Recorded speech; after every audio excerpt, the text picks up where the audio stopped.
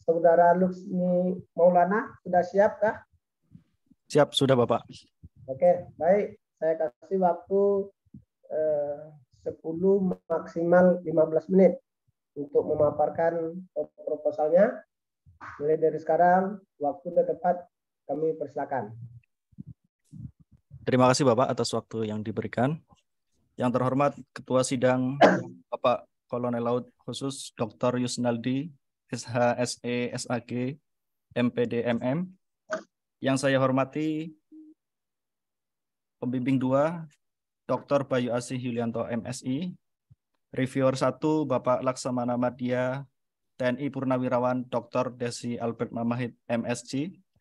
Reviewer 2, Ibu Dr. Herlina Juni Risma Saragi, MSI, CIQNR, CIQER. Reviewer 3, Bapak Laksamana Pertama TNI Dr. Endro Legowo, SEMAP. Dan Bapak Sesprodi, Bapak Kolonel Laut Khusus Dr. Panji Suwarno, SEMSCI, CIQNR. Izinkan saya memaparkan proposal tesis saya yang berjudul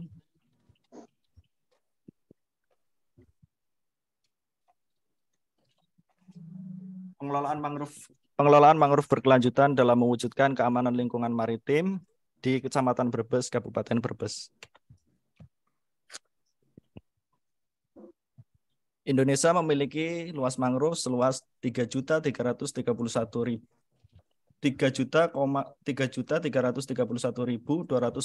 hektar area dengan 3 klasifikasi kategori, yaitu presentasi tutupan tajuk, lebat, sedang, dan jarang. Adapun mangrove dalam kondisi kritis yaitu seluas 637.624,31 hektar area. Beberapa penyebab kerusakan mangrove saat ini adalah pertama adanya kepentingan pembangunan wilayah atau pengembangan infrastruktur ekonomi seperti pelabuhan, kawasan industri, dan lain-lain. Kemudian pemanfaatan area mangrove untuk kawasan pemukiman baru, pemanfaatan area mangrove untuk area budidaya tambak ikan dan udang. Kemudian kerusakan mangrove akibat aliran limbah kimiawi, illegal logging, overcutting seperti pemanfaatan untuk bahan baku produksi arang. Dan sebab alamiah seperti kenaikan tinggi muka air laut, gelombang, kejadian tsunami, dan lain-lain.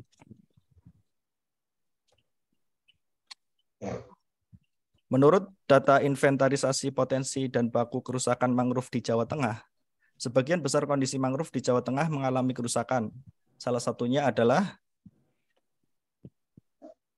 di Kabupaten Brebes. Secara geografis, Kabupaten Brebes memiliki Kabupaten Brebes memiliki pantai terpanjang di pantai utara Jawa Tengah dengan panjang pantai 56,68 km garis pantai.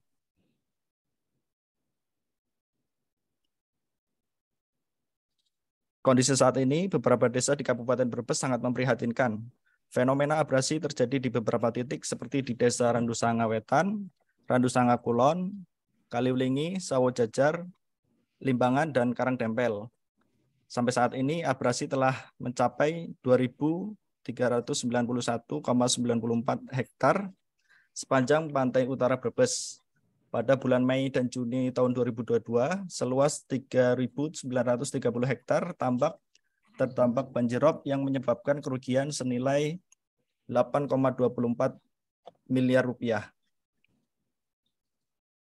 Salah satu penyebab abrasi di Kabupaten Brebes yaitu karena kerusakan mangrove. Kerusakan mangrove yang terjadi di Brebes, di Kabupaten Brebes kerusakan mangrove di Kabupaten Brebes disebabkan oleh terjangan ombak, alih fungsi hutan mangrove, meningkatnya volume sampah domestik, dan pencurian mangrove. Hal ini menyebabkan tidak dapat menahan laju abrasi di Kabupaten Brebes, sehingga menyebabkan rob yang mengakibatkan dampak terhadap sosial, ekonomi, dan lingkungan masyarakat. Berikut adalah data luas dan kerapatan tutupan mangrove di Kabupaten Brebes, di mana fokus penelitian ini berada di 3 desa di Kecamatan Brebes, Kabupaten Brebes, yaitu di Desa Randusanga Wetan, Desa Randusanga Kulon, dan Desa Kaliulingi. Yang memiliki luas dan tutupan mangrove di Desa Randusanga Wetan seluas 197 hektar area dengan presentasi tutupan 14,64%. Desa Randusanga Kulon dengan luas 284,2 hektar area dengan presentasi tutupan 21,12%. Desa Kaliulingi dengan luas mangrove 338,04 hektar area dengan presentasi tutupan 25,12%. Penelitian ini akan membahas mengenai bagaimana pengelolaan mangrove berkelanjutan dalam menghadapi bentuk-bentuk ancaman keamanan lingkungan maritim terhadap kerusakan mangrove di Kecamatan Brebes, Kabupaten Brebes.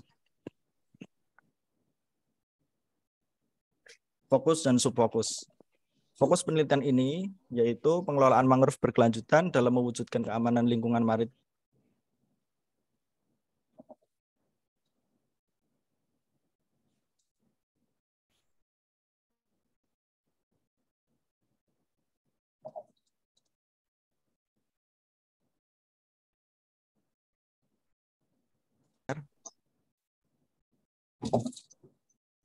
Halo Lux nih, suaranya hilang.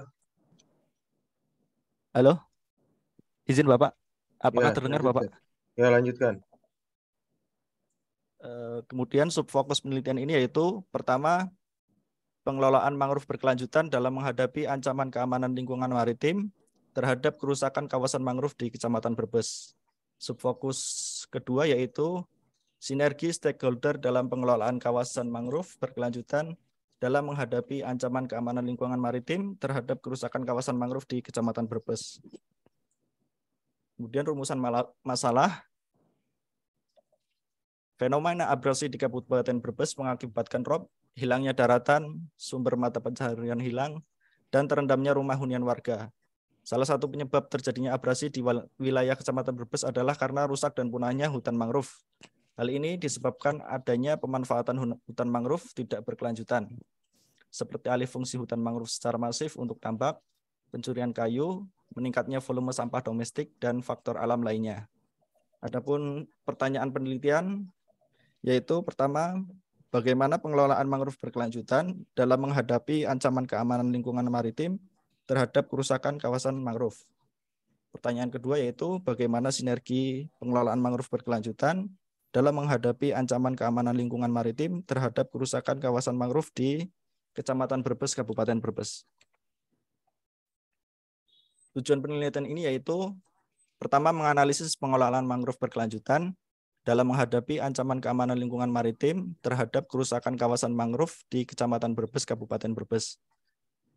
Tujuan yang kedua yaitu menganalisis sinergi stakeholder dalam pengelolaan mangrove berkelanjutan untuk menghadapi ancaman keamanan lingkungan maritim terhadap kerusakan kawasan mangrove di Kecamatan Brebes, Kabupaten Brebes. Adapun manfaat penelitian ini yaitu pertama, secara teoritis, penelitian ini diharapkan memberi manfaat berupa kontribusi pengembangan keilmuan dan pengayaan akademis dalam kajian pertahanan di bidang keamanan lingkungan maritim, khususnya pengelolaan kawasan mangrove berkelanjutan. Yang kedua yaitu manfaat praktis. Hasil penelitian ini diharapkan dapat menjadi rekomendasi bagi pihak-pihak terkait dalam pengelolaan mangrove berkelanjutan dalam menghadapi bentuk-bentuk ancaman keamanan lingkungan maritim terhadap kerusakan kawasan mangrove. Kemudian landasan teori. Teori-teori yang akan saya gunakan yaitu pertama, teori pembangunan berkelanjutan, teori tentang pengelolaan, teori pengelolaan sumber daya alam berkelanjutan, teori pengelolaan ekosistem pesisir berkelanjutan, teori pengelolaan ekosistem mangrove berkelanjutan, keamanan lingkungan maritim, dan teori tentang sinergi. Penelitian terdahulu. Terdapat 5 penelitian terdahulu yang berkaitan dengan pengelolaan mangrove berkelanjutan, yaitu pertama penelitian dari Pam Tutui et al. Pada tahun 2001 yang berjudul The Role of Mangrove in Supporting Shipping Industry Commitment to Environmental Protection and Sustainable Development. Yang kedua yaitu penelitian dari Virni Budi Arifanti et al. Pada tahun 2022 yang berjudul Challenge and Strategies for Sustainable Mangrove Management in Indonesia. Yang ketiga, penelitian dari Kiki Lukmanul Hakim pada tahun 2018 yang berjudul Pengelolaan Mangrove Berbasis Masyarakat di Desa Kaliwlingi, Kabupaten Brebes. Yang keempat yaitu penelitian dari Ada Hermawan pada tahun 2021 yang berjudul Strategi Keberlanjutan Pengelolaan Ekosistem Hutan Mangrove di Kawasan Pesisir Ujung Baurung, Kabupaten Majene. Yang kelima yaitu penelitian dari Asihing Kustanti et al. Pada tahun 2014 yang berjudul Actor Interest and Conflict in Sustainable Mangrove Forest. Dari kelima penelitian ini, hal yang menjadi pembeda atau keterbaruan dari penelitian yang akan saya teliti yaitu tentang pengelolaan mangrove berkelanjutan dalam menghadapi ancaman keamanan lingkungan maritim terhadap kerusakan kawasan ekosistem, terhadap kerusakan mangrove di Kecamatan Brebes, Kabupaten Brebes. Kemudian kerangka pemikiran. Di input masalah yang ada di Kabupaten Brebes yaitu rusak dan punahnya hutan mangrove yang menyebabkan abrasi dan rob yang berdampak pada sosial, ekonomi, dan lingkungan masyarakat. Adapun instrumental input yang akan saya gunakan yaitu pengelolaan mangrove berkelanjutan dan sinergi stakeholder.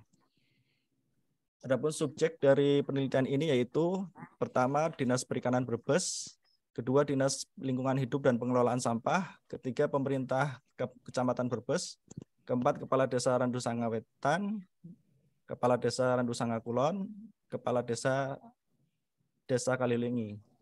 Kemudian pengelola wisata mangrove, pegiat mangrove dan masyarakat sekitar. Adapun objek dari penelitian ini yaitu pengelolaan mangrove berkelanjutan dan sinergi stakeholder.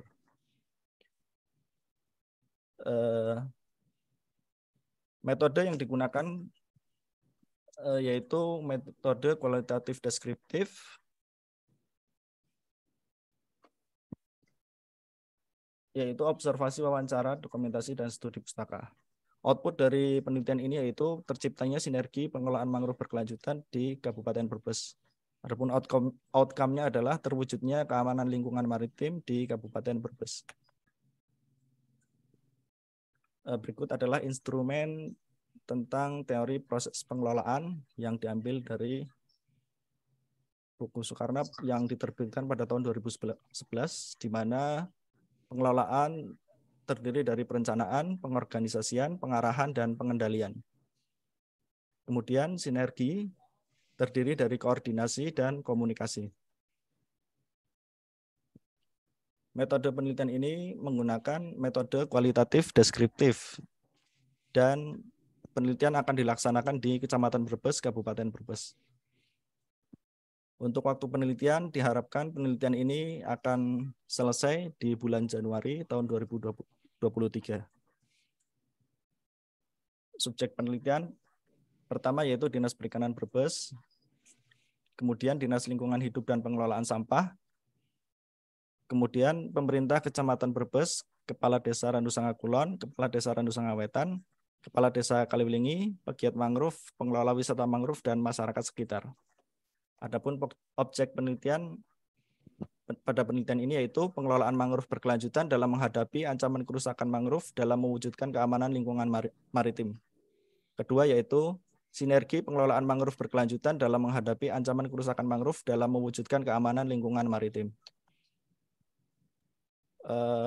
Teknik pengumpulan data pada penelitian ini yaitu menggunakan data primer dan data sekunder. Data primer didapatkan melalui wawancara, data sekunder didapatkan dari observasi, studi literatur melalui studi akademis, buku-buku, jurnal, artikel ilmiah, dokumen, dan laporan-laporan yang kredibel. Kemudian pemeriksaan keabsahan data. Teknik yang digunakan yaitu triangulasi sumber data. Teknis analisis data yang digunakan dalam penelitian ini yaitu meliputi reduksi data, penyajian data, dan penarikan kesimpulan. Berikut adalah pedoman wawancara yang akan peneliti lakukan. Adapun informan pertama yaitu Dinas Perikanan Brebes, kedua Dinas Lingkungan Hidup dan Pengelolaan Sampah, ketiga Pemerintah Kecamatan Brebes, keempat Kepala Desa Randusanga Kulon, kelima Kepala Desa Randusanga Wetan, keenam Kepala Desa Kaliwlingi, ketujuh Pegiat Mangrove, kedelapan Pengelola Wisata Mangrove, dan kesembilan masyarakat sekitar. Berikut adalah daftar pertanyaan sesuai dengan teori pengelolaan mangrove, yaitu pertama berkaitan dengan perencanaan, kedua berkaitan dengan organizing, ketiga berkaitan dengan actuating, keempat berkaitan dengan controlling. Kemudian teori pedoman wawancara sesuai dengan teori sinergi, yaitu pertama komunikasi dan koordinasi. Demikian presentasi dari saya. Terima kasih.